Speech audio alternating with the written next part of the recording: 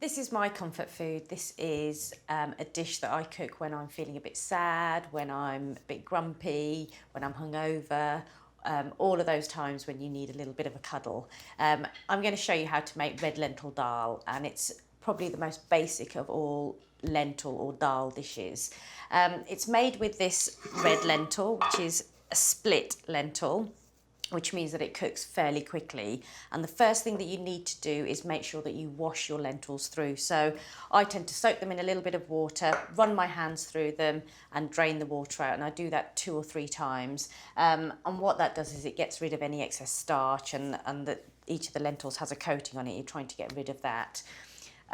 Once you've done that and your water starts to run clear, you can then get ready to cook it. And the first thing you need to do is just cook your lentils in some water. And in the pan here, I'm going to pour in some water, and then I'm going to pour my lentils into that. Just as a rough guide, I normally use 4 parts water to 1 part of lentils. But that's just a very rough guide. So what I'm going to do is just pour those in. There we go. And I'm going to turn that up so that the lentils cook through. There we go. We want that to come to a boil, and what you'll see is that as it boils, you start to get almost like a froth appearing. And that's, again, something to do with the coating that you have on the lentils. So we just need to take that away, and I'll show you when we come to that. So we're going to leave that on there. I'm going to turn that up, bring that to the boil. Whilst it's doing that, I'm also going to pop in just probably half a teaspoon of salt. There we go. Just give that a little stir, and we're going to leave that to cook.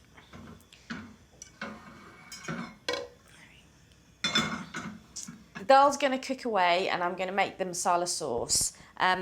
Into my second pan, I'm going to put in some ghee. And the reason I'm using ghee, again, comes back to that comfort thing. I want this to be really homely and really lovely, so I'm going to use ghee. If you don't want to use ghee, by all means, just use a little bit of oil. So I've got that into my pan. The first thing I'm going to do, which I really like to do, is I'm going to use a whole chilli, and I'm just going to give it a little stab. Make sure you stab your whole chilli, because if you put it in whole, it will explode. So just pop that in, and what that will do is just add a little bit of chilli flavour to that oil.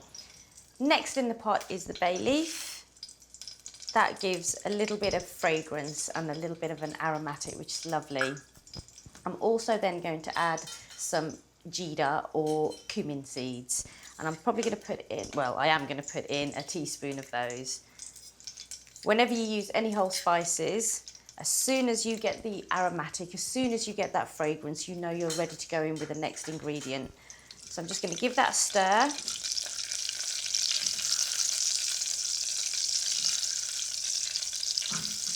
And that's looking really lovely.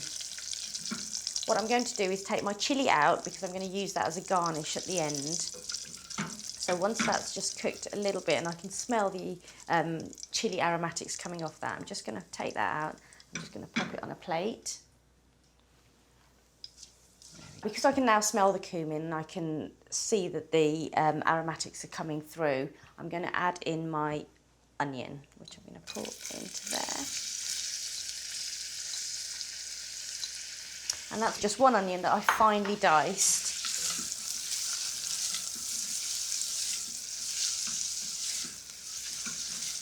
I'm just looking for that to go a very light golden brown colour. With any vegetable dish or lentil dish, you don't need to take your onions to a really dark caramelised brown colour. And the reason for that is because vegetables and lentils are lighter dishes, you want them to speak for themselves. So you want the onions to be nice and light. So once that's cooked for a couple of minutes, I'm going to go in and I'm going to put in some slices of garlic, and I'm probably going to use 2 cloves of garlic there. And I'm going to put in some ginger, which has been grated. Give that all a stir through. and I'm going to let that cook probably for about 5 or 10 minutes, but I'm going to keep an eye on it. Whilst that's doing that, I'm just going to have a look back at my lentils, which are coming up to that boil. And as you can see, there's a nice white froth on the top of that. What I want to do is just skim that away, because that's almost the impurities of the coat from the lentils that's coming away. So I'm just going to skim that off. And what you'll see is that the colour of them has completely changed. So they've gone to this lovely yellow colour. I'm going to leave those for a little bit longer because I can see that it's not quite there. Give that a little stir, but you can see they're starting to absorb the water and they're starting to thicken up. So we'll let that cook away for a little bit longer. Just moving back to the onions now. I want those to brown off a little bit more, so we need to give that another few minutes before we start to add our tomatoes and make that into a masala sauce. It smells amazing because you can smell that garlic starting to cook. You've got that cumin in there, and there's also a little hint of that chilli still sort of lingering in the air. But we're going to let that cook down, and we're going to check our lentils, and then we'll bring those two bits together.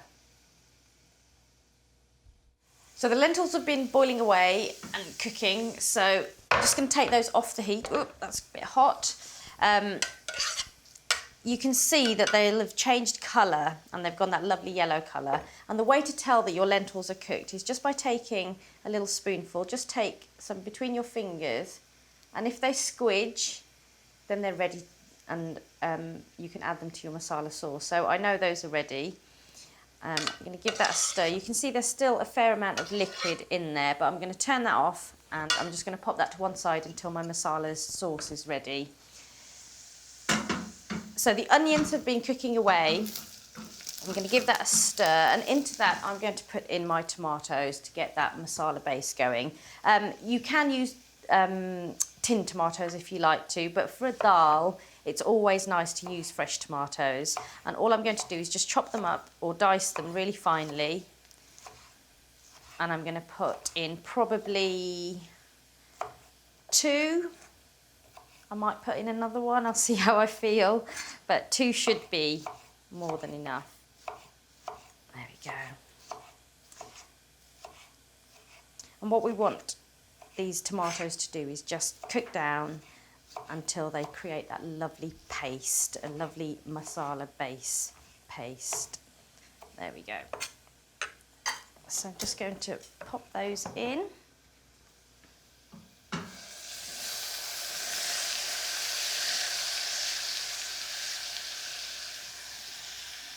Give that a little stir. We want all the tomatoes to break down, so you want it to create this pulp, and that will take a few minutes. So just stir and get that cooking down. It's really important that you cook your tomatoes down because they have an intrinsic acidity to them, so you need that to almost cook out. I'm just going to turn that up because I can tell the pan's got a little bit cold. So into that I'm going to put in another chilli, which I'm going to chop up nice and finely. And again, you can make it as spicy or as not spicy, mild, as you like. Actually, I think I might put just another one in as well. Chop your chilies up as finely as you can because you don't want great big chunks of chilli when you're coming to eat your dish. There we go. I'm just going to pop that in. Give that a little stir, and then I'm going to add my spices into there as well. What we're going to add in is we're going to put a little bit of salt in because we've already got a little bit of salt in the lentils.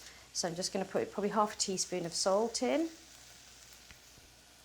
I'm going to put some turmeric in, which is for the iconic curry colour, if you like. It does also have a flavour. It's got a slight bitterness to it, so always be very careful when you add turmeric. A lot of people will put a little bit in and they'll think, oh, it hasn't gone yellow enough, I'll add a little bit more. Still hasn't gone yellow enough, oh, I'll chuck a bit more in. To the point where if you've ever been to an Indian restaurant or you've cooked something at home and you get a chalky sensation on your tongue when you're eating it. If that happens, you've added way too much turmeric. So the maximum I would ever use if I was cooking for, say, 6 people, a teaspoon is more than enough. So I'm only going to use half a teaspoon in this dish. Give that a stir. And if you wanted to, you could put a little bit of chili powder in. You could put a little bit of fenugreek in, which I'm going to add in just because fenugreek, or methi as we call it, so these are the fenugreek leaves, they work with lentils really well. So I'm just going to put in a teaspoon of those. And that's it for spices, so we're just going to cook that down.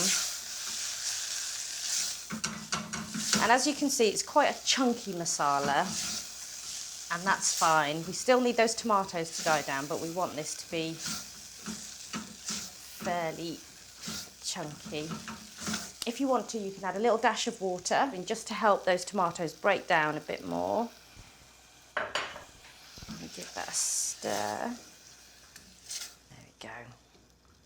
The key thing is that those tomatoes cook through and they break down. This is the bit that whenever we came home from school and we were starving hungry, my mum was in the kitchen cooking dinner, and we'd walk into the kitchen looking through the cupboards trying to find something. And my mum would always be at this stage of the cooking process. So what she'd do is get a piece of bread, get a spoonful of garam or the masala, and just slap it on the bread and give it to us as a little snack before dinner. Oh, and it was the best thing in the world. So if you do get a little bit peckish, you can always have a little bit of masala on toast. It's pretty good. Okay, so once the masala's cooked down like that, we're going to add our dal into the masala. And the way that I like to do it is I will always put in a ladleful of my lentils into the dal first, 2 ladlefuls. Give that a stir, and what you're doing is you're just almost cleaning the pan of all of that masala. And then I'm going to pop the pan on there,